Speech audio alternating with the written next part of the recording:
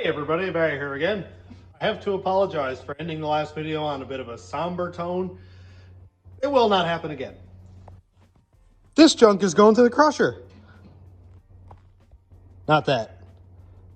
That. But for now, I'm going to put it out in the back pile with all the other crusher-worthy trucks, because I'm going to use the front end off of this frame, I think.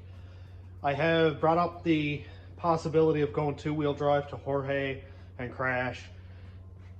Just not into it, man. I want an all-wheel drive vehicle. But then Jorge made a very, very good point. It's going to have a 4L60 to be all-wheel drive. And I'm sure that won't last very long. I don't really have 4L80E output shaft adapter money. That stuff's very expensive. But I probably can get my hands on a four-wheel drive 4L80.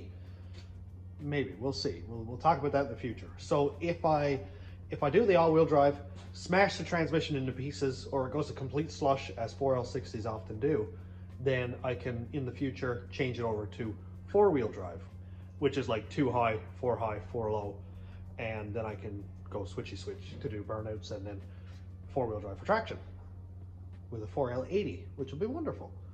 If I went two-wheel drive, I have a 6-liter and a 4L80 two-wheel drive one, but I just want to stay in the same direction. I really want to go all-wheel drive. Enough rambling. This frame, in case you're new here or if you haven't seen it yet, I extended it. That's kind of a bad side to show you because I had to put a patch in there. That'll information will come in a second. I extended this frame 3 inches and then noticed that there was a whole lot of porosity as I was welding, as I was grinding. And then I put my little picky boy through here and realized that this frame is really, really bad. Like if you look at it, you can see that it's sort of concaved in. That's where I went smack, smack, smack, smack with a hammer. It ain't good. It is not good. So the back half of the frame, completely wasted, no good. However, the porosity sort of stops up around here. We get to here, I did put a piece in there because it was a bit bad, but that's where the ABS block was. Not too concerned. If I cut it off, say right here or where the frame section goes together there, and put the two-wheel drive frame in, and then get new torsion bar mounts or weld them in, whatever, I can put all this right back together. You get up here and we're into some really, really nice metal where the factory undercoat was. Like look right here, that is beautiful. And then up here, this is all really good. Like this scratches and stuff is just where I scraped off the factory undercoat trying to find rust. I mean, besides the discoloration and a bit of scale there, there's basically no rust. And the frame's in very good shape up there. So anyway, let's pull this frame out, and then I'm probably gonna get at some engine stuff. I really need to stop scratching at this engine block with a little wire brush and actually start working on it. I want to get the block painted up because I'm very excited. I think I might go black this time. And for anybody who's into boats, this is a 1986 Peterborough Sun Chaser that I've been helping my boss restore all winter. And yeah, boat stuff. But this isn't Station Road Rat boats, so back to rusty junk.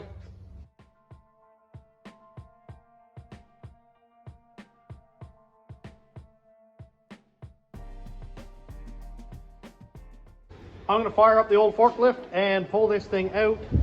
It is so windy. Look at those. Look at those alders.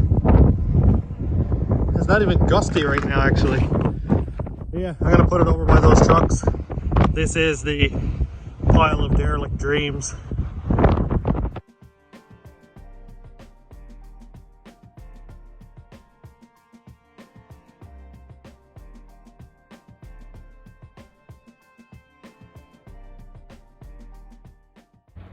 It is so cold and so windy out. Like I feel like I have windburn on my face. Frames outside. Old forklift, man, what a unit that is. What a great unit. I think I actually might try sandblasting this for a laugh. Yeah, it's windy out. Maybe I can do it kind of like in the doorway there and just sweep it out. We'll see how well that goes. But I really want to try it. Maybe I'll just try a couple small pieces for a laugh and save the block for a little bit later. Just to try. For anyone who's wondering, this is the setup. I have my 20-gallon, Craig's 16-gallon compressors tied together by one common hose. Then the outlet hose is right here. This is nothing special. It's just two Canadian Tire Mastercraft compressors. What I'll be using is the pot from this sandblaster that Corey Vatcher lent me. That's his sandblaster, but it's not really working right. It's all plugged up. So I'm just gonna pour my glass in there and use the hobo blaster. Where did it go, I wonder? Oh yeah, here it is.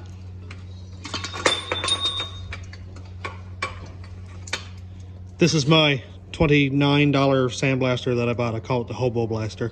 This thing is quite the little unit, actually. I very much enjoy using it. As always, safety first. I don't like getting hit by small shards of glass going in my pores, so I've got this Michelin Man Marshmallow Stay Puft suit on, and I will be using, yes, I have a beard. No, it probably won't be that effective, but I will be using my respirator, safety goggles, gloves, all that stuff. I feel like I shouldn't even have to say that now. It's 2023, not 1970, but still, you know, put it out there, I suppose.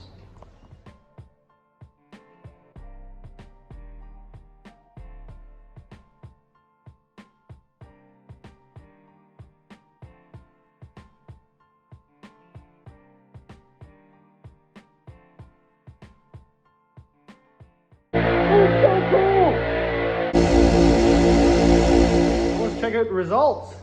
Man, those two compressors actually have no real trouble keeping up. I had a little clip there. It was maintaining about 90 psi, which is awesome. That's really, really cool. There's not much sense in me doing this full time because it's just so time lapse it is for now. But look at this valve cover. Look at that, dude. For 5-10 minutes work, that's not bad at all. You know, I'll clean it up, degrease it. Obviously inside is disgusting, but I'd rather not have a lot of sand in there. One thing is, I will be closing the doors because,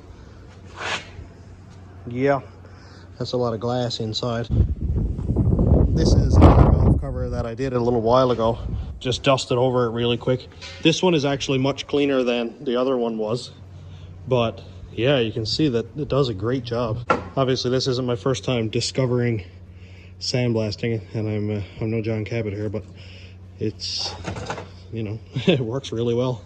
Oh man, that is a process. I used about 3/4 of a bag of sand to sandblast these two.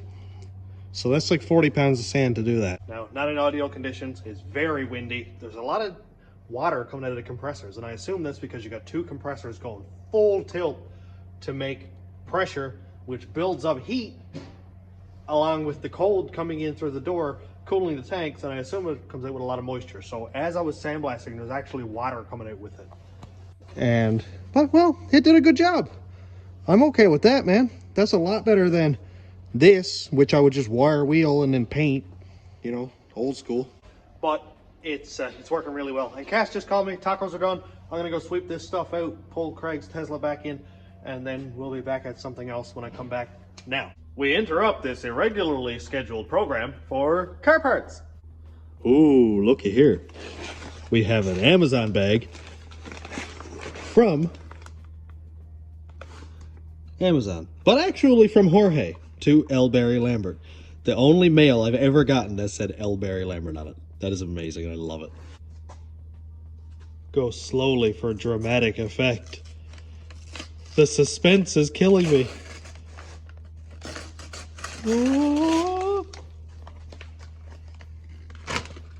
Oh, there's paper. It is a receipt. I'm not going to tell you what's on it.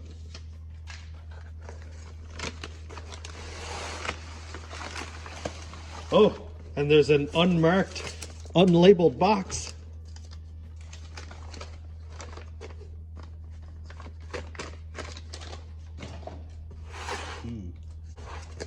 Made in China. Quality automotive parts. That didn't rhyme at all. I hope nobody read this, because then you'll know what it is. Oh, here I was thinking I'd just be able to open the thing. Nope. Don't read the label.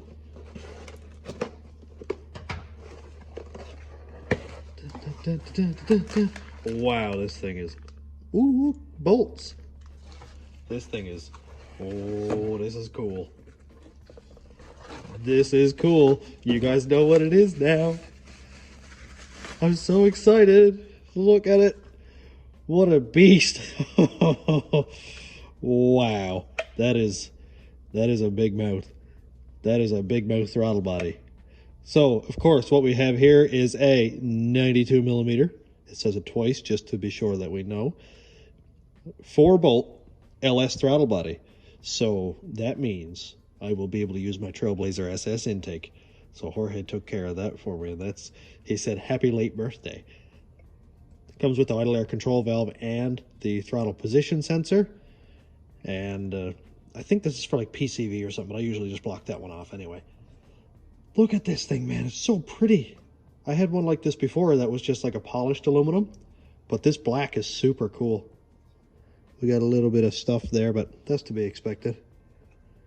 So I will take this out, and apparently one good thing to do is port these. So you take out this idle air control valve and kind of port the port, and that'll get better idle airflow, so I don't have to have this thing cracked open very much, and the idle air control will take care of it. So I don't have an original throttle body to compare to this at the moment, but man, that thing is massive. This is 92 millimeters. I think the original ones are like 78, I think. If somebody wants to give me the actual measurements there, go for it. This thing is beautiful. I love it. I had one like this before. It was a War throttle body, and I think the only difference is it had War embossed across here. And Charles Williams actually sent me with that one. And that worked amazing. I loved it. But I ended up having to sell it to get other things, of course. And now I cannot wait to get it on this Trailblazer SS intake. I need to find an engine cover that's going to fit that thing too. I'm not sure if a Gen 3 truck cover will fit it or not, or if I have to go with a really big, flat, wide one like on an 09 or 10 Chev or GMC truck. So I'll figure that out too. If I can put the Gen 3 one under, I'll be just fine doing that. That's pretty cool. Let's make some template things so I can sandblast this block. I think that's a pretty good idea. I got a little bit extra time, so what I want to do is cover up this to make sure that I'm not going to, you know, get any sand down here that doesn't need to be. I'm sure it'll get somewhere, but, you know. So right here, I've got a gasket that I modified from the DOD gasket. I'll just lay that one there like that. And that'll act as sort of a spacer. And I'll just bolt this one down on there. There we go. And then I can sandblast like the block and all that the one shot. For the head surface here, I'm going to take some real thick cardboard and basically just pretty much tape it on there and stay away from it. The real thick cardboard doesn't sandblast through very well. If you held it there and went, then yeah, it's going to destroy it. But if I just stay on the edges and don't stay away from anywhere up here, that'll be just fine. For the oil pan, yeah, I better not tip that over. That'll fall off. For the oil pan, I'm actually going to bolt the pan on there. I'll bolt the front cover on, bolt the rear cover on. They're already sandblasted, so I don't have to worry about it.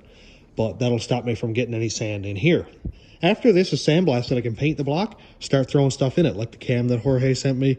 I can start putting the crank in, that kind of thing. So in the name of progress, until I can get at that frame and decide what to do there when the big old snowbank's out of the way, I can continue on doing engine stuff and there'll be no upset at all in the consistent release of content. Thumbs up. But you know where this thing belongs? You know where this old bad boy goes? I think this should go right next to the big old spoolie boy. Ooh, look how well it fits. When this thing starts coming together, it is going to come together fast. I hope. Hopefully it doesn't come apart as fast. This time, we'll see.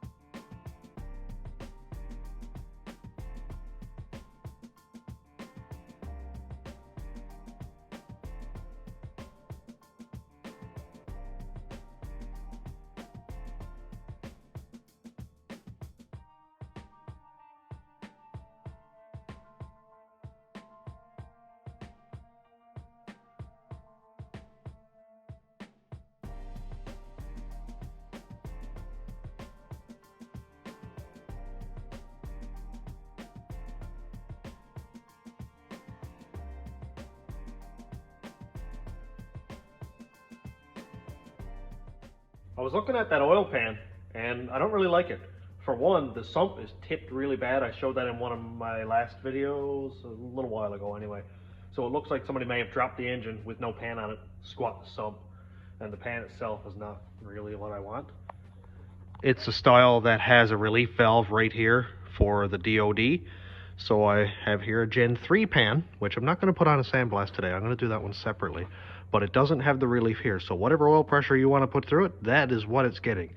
And I've got two of the different style of sumps here. One is actually higher than the other. So I don't remember which one went with the pan. So I'll keep those for when I go to assemble it and be sure that I have the correct one. One thing that's getting on my nerves is tape doesn't like to stick to tape, apparently. And I can put that down just like that, you know, push the seam the whole way around. Absolutely make sure it's tight, and oh look, it's actually already starting to separate. So is this one here. So I might have to kind of hold my hand there while I'm blasting this area and there. Not really concerned. I'm obviously not going to be blasting here. I just don't want to have as much overspray going in around the cylinders. So I'll keep an eye on that. Both compressors are over here, filled up, ready to go. I used fine sand for the last bit, and I found that it didn't work as well. Maybe because I'm using a smaller sandblaster, my little hobo blaster right there. And I don't know if it has enough volume to move that much sand, so I went with coarse. I'm just going to throw it in this tote, put my little siphon feed thing in there, and I'll just mix the coarse and the fine together and use what's left. And let's start. I've got an hour lunch break, and I want to have this block and the couple supporting parts done today.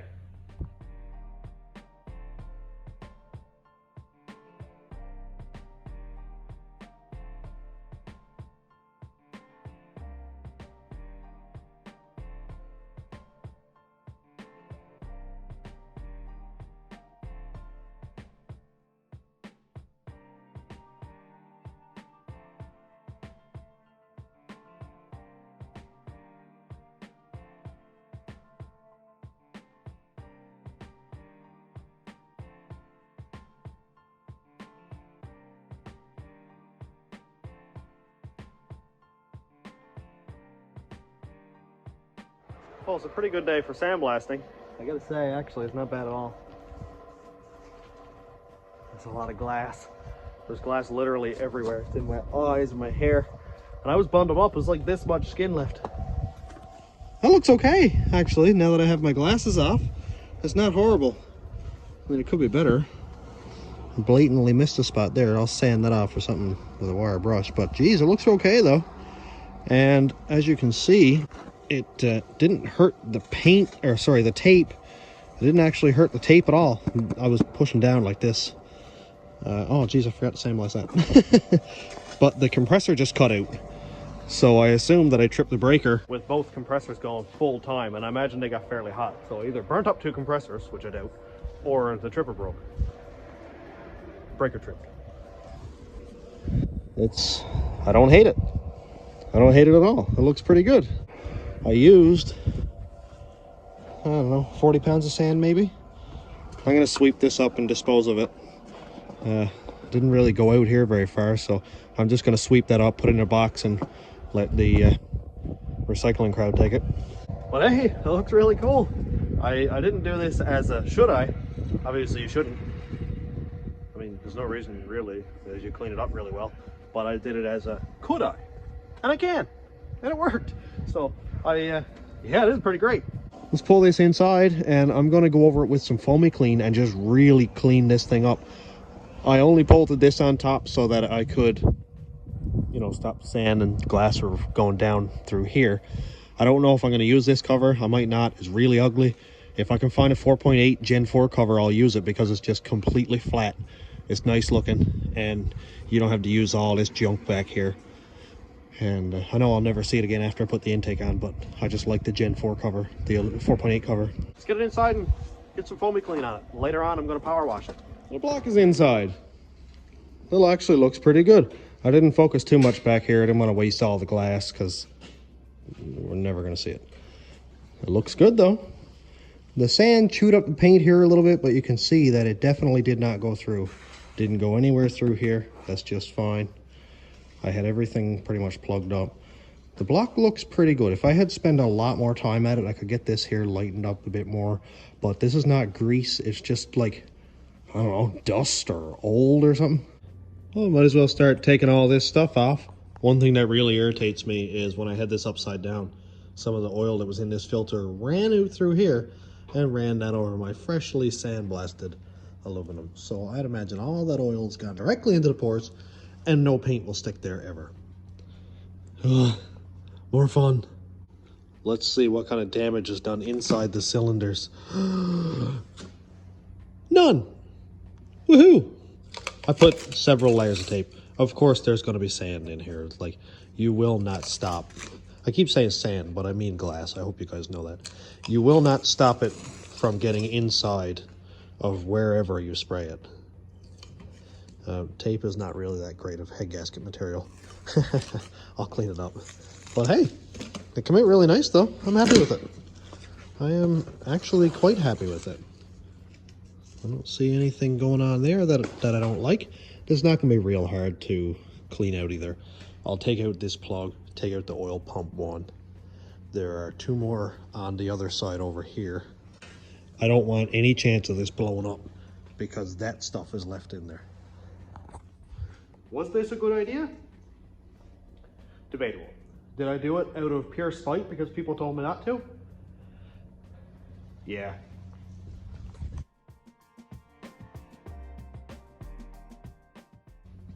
I messed up. Transparency is key, and I messed up. Not bad, but potentially could have been.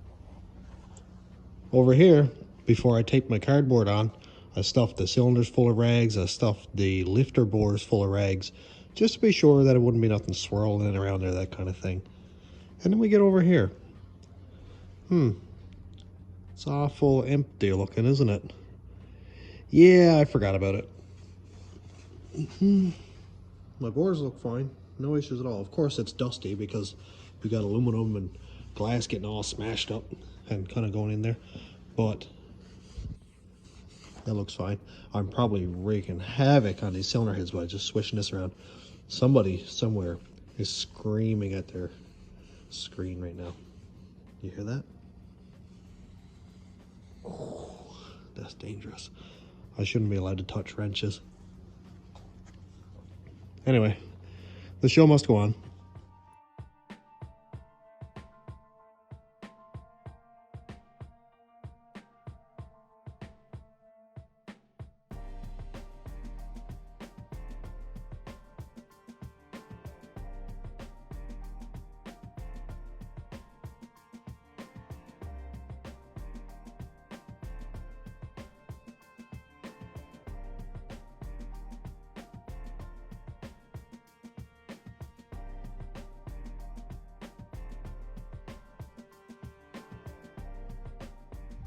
I just did a new thing for the very first time. I have built several of these engines. I say built, but I mean disassembled, cleaned, reassembled. But I've never taken out the little barbell thing. I've always heard to replace them, never have, didn't care. But I just took it out. And it's kind of neat looking. It's actually heavier than I expected. O-ring on this side, some sort of divider, I guess. I took it out from back there. Took it out from right here.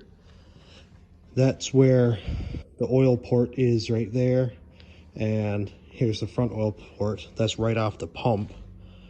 Right here, comes out, goes that way. So I guess, oh yeah, okay. So it stops oil from going in through here,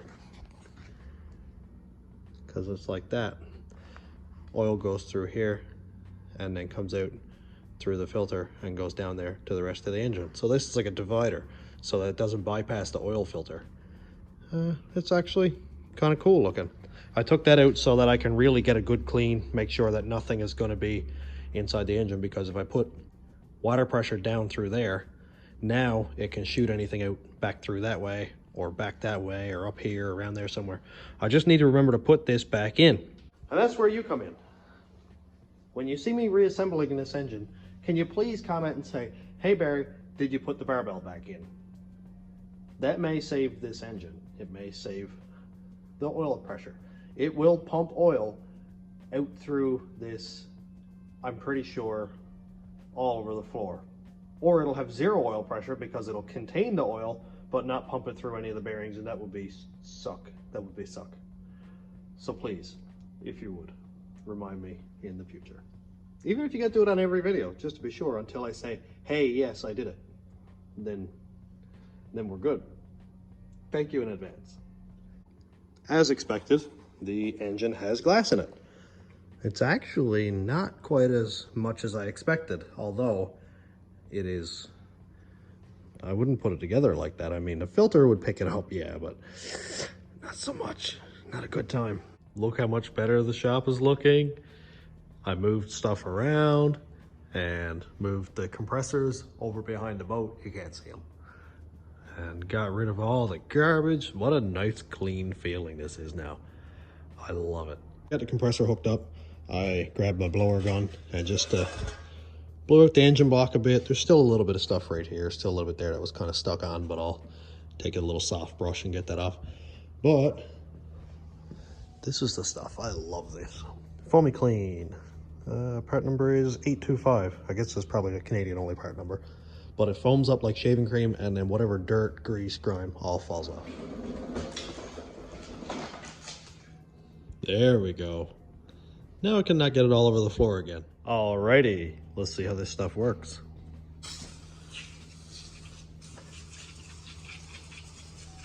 Oh, I love this stuff so much. Just get it everywhere. Make sure every surface is coated. I'm gonna get it on the floor, but hey, it's a cleaner. I'm gonna get it in all the oil ports. That way it dislodges any of the sand, any old oil or dirt that might be in there. God, this sounds like an infomercial. These people are not sponsoring me.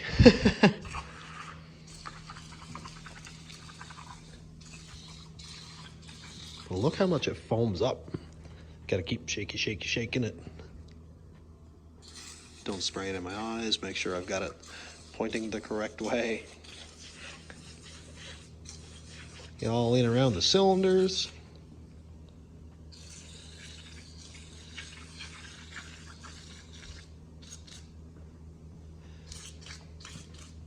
I'm gonna spray it all back here too. I won't be painting back here, but it is nice to at least get it cleaned up anyway.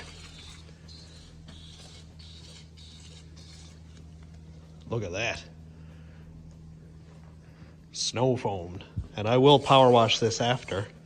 And what I like to do is use the foam cannon with a bunch of everything cleaner in it. And that really gets stuff loose too. And bottom side. Get every angle. Make sure you get it all in around the journals. All down here. Down into the cam bearings that we're not going to look at too close. Don't zoom in on those because then they'll be bad. Spray it down here.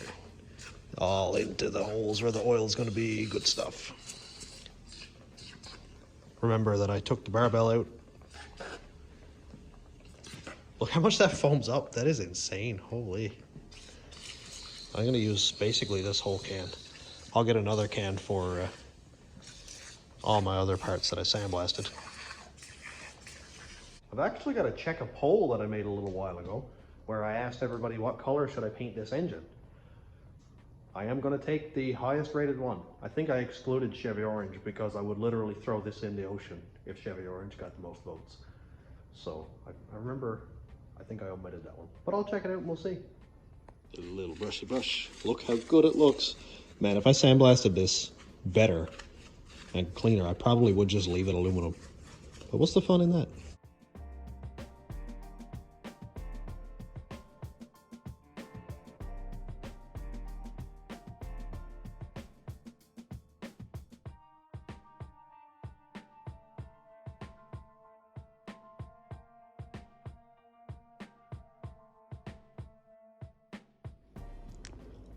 Well, look just what showed up. There's two in one video. How cool is that? So this package is from Saer Mobile Diesel, S-A-E-R.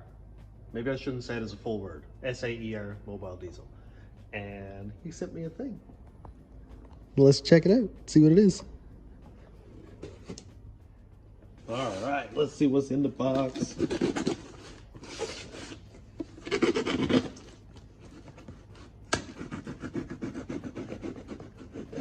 Slowing down for dramatic effect again.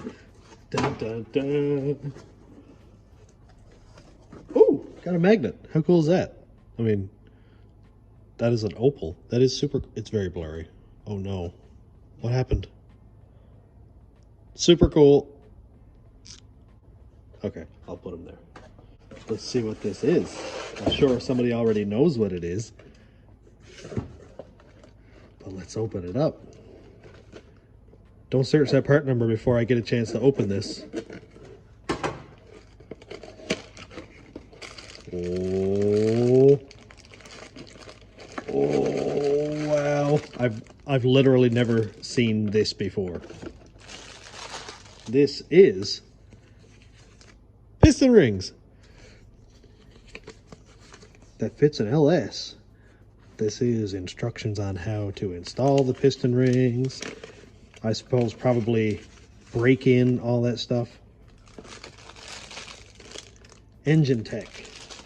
Third groove, second groove, third groove. I suppose that would be the oil rings, yep. And then the top groove. Man, I've actually never in my engine building career, I say career, in my life, right from snowmobiles up to vehicles, I have never had new rings. This is wild. Do not spiral compression rings on piston. Use expander tool. It's a good thing I can't read. That is so cool. I have never had new rings before. Oh, how much of a difference is that going to make? And I just checked this part number, C96008-STD, and they are Molly rings. And Molly in long terms is Look at that. Premium set Molly rings. That is so sick. I can't wait. I'm so excited. The pistons and rods and all that assembly is down here waiting to be cleaned up really nice. And that is the only thing that I was actually waiting for. That's going to make a massive difference. This is literally the first time I've ever had a set of new rings. I'm so excited. Now I need to get a ring expander tool. Or just spiral them on the piston as everybody on the planet does. Tell me if that's a bad idea before I actually do this. But thanks so much. That's going to make a huge, huge difference to this engine.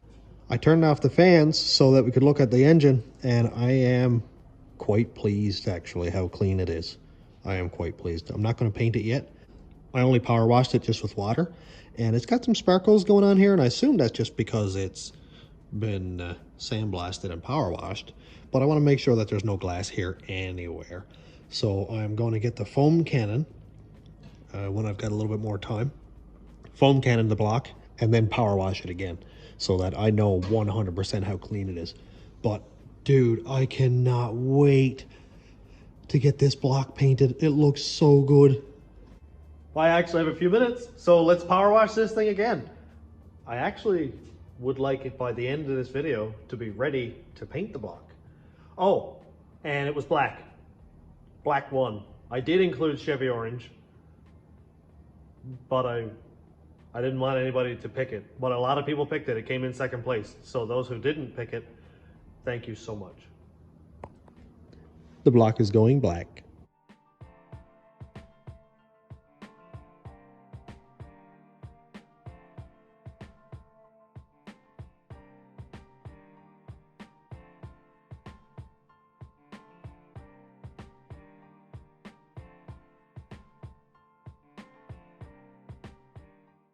Man, look how clean this come out. Look at that. If the whole block looked like that, I don't even think I'd use it. I think I'd just put it up on display somewhere where many people could see it, because that's like a mirror. Holy, I'm fine with like 3% of the engine looking like that. That's 100% better than any of my engines ever looked.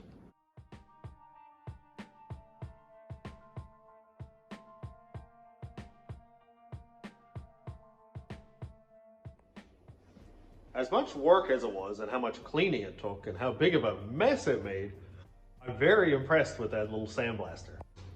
Like I said, I could have taken more time. I could have washed it and then sandblasted it again, but I'll hook that little bit of stuff out and maybe I'll clean it again just to be sure.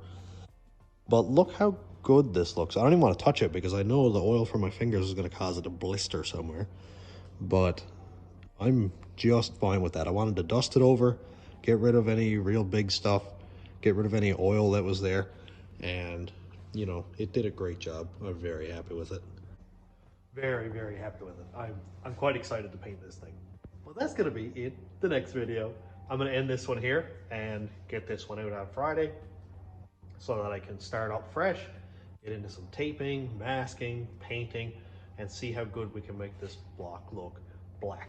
I'm gonna mess that up at some point, saying black block, something like that.